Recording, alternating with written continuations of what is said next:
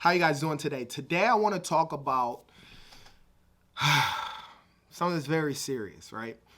In the debt collection world, in the credit repair world in general. I want to talk about why it's so important to try and avoid a judgment at all costs, okay? Again, try to avoid a judgment at all costs. So stay tuned. My name is Jay, and welcome to Ask a Debt Collector.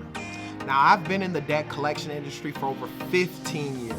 I've done it all, from skip tracing to collecting to management, and I've owned 2 debt collection agencies. For the past 8 years, I've been the go-to guy for friends and family for questions regarding debt and credit, and now I want to be that person for you. If you have any questions, put them down in the comment section. I promise I'll answer those questions. Let's go.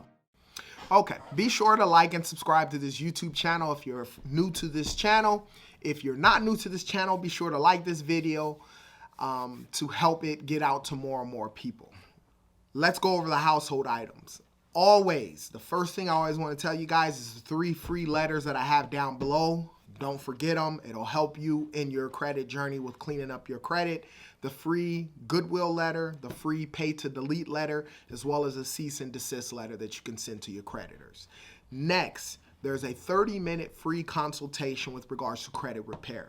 One of the things that I always try to explain to you guys as consumers, as friends, and as people that I do care about is I personally took my credit, my FICO score from a 530 to right now I'm at like an 802. 0 credit cards, 0 at the time when I finally cleaned up everything. I didn't have any debt, but I didn't have any credit established, to now over 8 credit cards with over 6 figures of available credit and 0 utilization.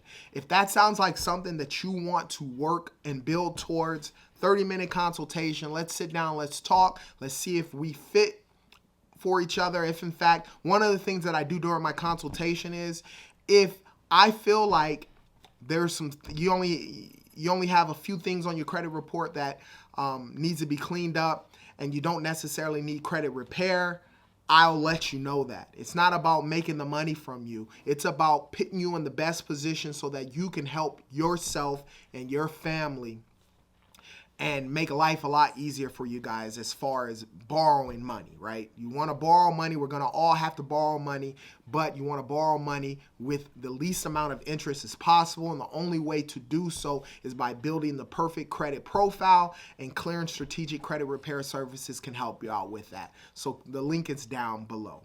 Now, let's get into judgments, right? My thing that I always say to people is try to avoid them at all costs. And there's ways, obviously, with regards to you being able to avoid a judgment, but there are some things that you can actually do with regards to that. So let's start from the beginning. The first debt collection job that I ever had, I worked at a company. It was called Lake Valley Retrievals. I love that place. It was a great place. It was 2 owners. They had a couple of different departments. They had a legal verifying department. They had a collections floor, a legal collections floor. They had a skip tracing floor, as well as they had a post-judgment department. But nevertheless, when I started at that company, I started out as a legal verifier. Now, the reason why I tell you guys that is to let you know that accounts do get sued on, right? As in this job as a legal verifier, all I did, every single account that came into the office, whether it was on a contingency base, meaning that they got it from a creditor, or it was an account that they actually owned, first came to the legal verification table. And back there, it was about 6 of us. And all we did was we would get accounts that would come. They would put 100 accounts probably a day in our queue. And all I would do was skip trace on those accounts. I would look for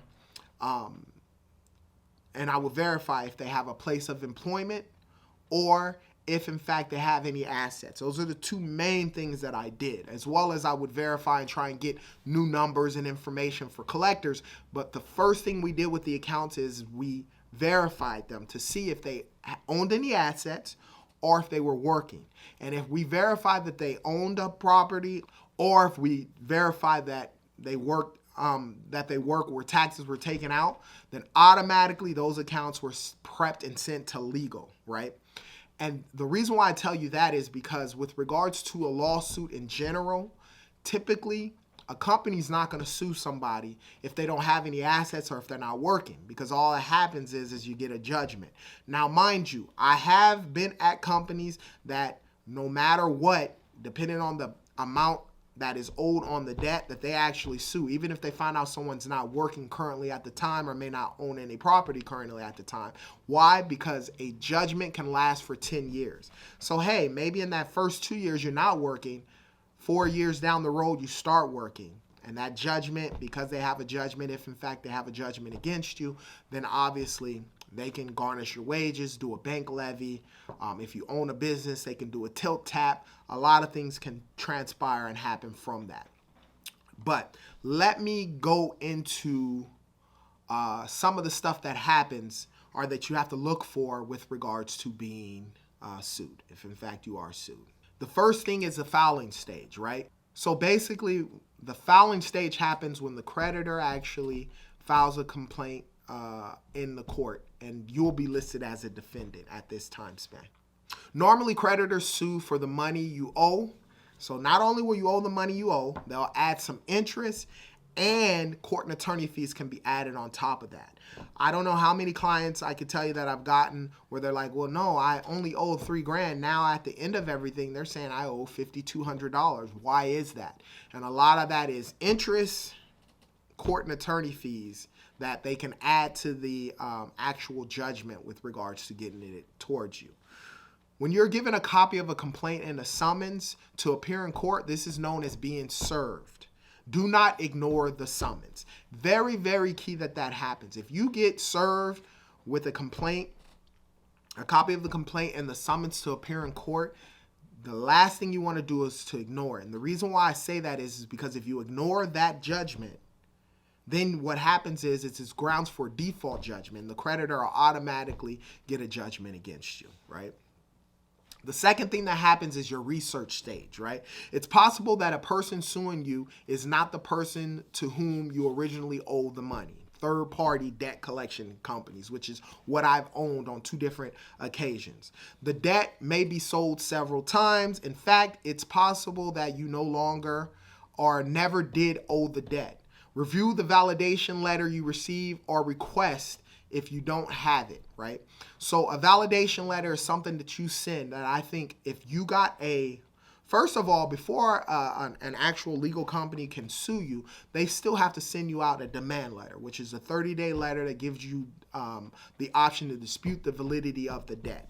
So understand when that letter comes, whether it's from a legal department or a collection agency, you always want to verify the debt, right? So you basically want to say, hey, I want you to verify the validity of this debt. You want some type of signed contract or, a bill or something with regards to letting you know that this is in fact your account, right?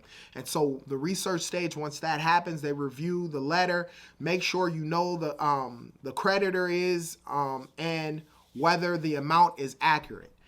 As debt is sold and resold, mistakes can happen. These are people who are actually putting the information in there. Make sure the debt isn't past the statute of limitations, and which you can find on the internet for your state. The statute of limitation, every single state to actually file suit. Obviously, 7 years, things can be deleted off of your credit report. But the statute of limitation with regards to the time that someone can sue you varies state by state. So make sure you check that and make sure they're not suing you on something that's past the statutes of limitation with regards to being sued. Okay. The third thing is the hearing. Obviously, once you go to court, the judgment can be dismissed or it can actually be fulfilled. But obviously, once you get a summons to appear in court, you actually have a date in which to appear, and that is considered your hearing. Make sure that you go to that. And then lastly is the judgment, what the judge renders, whether you're going to owe the debt or obviously whether it's thrown out of court. Now, ultimately, I say to avoid it at all costs. If you have a company, obviously, from a legal department sending you an actual demand letter, validate that. Make sure you send a validation letter. from that point in time, let's say you actually owe the debt and you can't afford to pay it and they're about to file suit. See if at all possible you can set some type of payment arrangement up with regards to it. Let the creditor know, whether it's a legal department or whatever the circumstance is, that, currently right now you don't have any funds or whatever your circumstance is, and try and take care of it beforehand. Because what happens is once you get a judgment, that stays on your record for 10 years. And the reality is, before that 10-year time span can come up, they can put a writ and get another 10 years. So for 20 years, a judgment can stay on your credit report. And 20 years is a very, very long time versus, obviously the 7 years for having something being charged off and sent on your collections, right? Your collection report. Once judgments happen, always tell people, first, seek professional help. If you could get an attorney or so forth, do that. Seek some professional help. But outside of that, if you can't do that, you owe the debt, try your best to pay it before an actual judgment is rendered. You can pay within the time of you being served as well. But understand, once you're served with a summons and a copy of a complaint to appear in court, typically during that time span, court and attorney fees and some interest may be added to that debt, but you still have an opportunity to pay it before an actual judgment happens. That's the key. You want to pay it before an actual judgment is rendered on your behalf, because that is something that can stay on your record forever, and you don't want that at all. Okay? Now, if you have any questions about credit or debt, put them down in the comment section. I promise I'll answer those questions. And like I always state, you be great.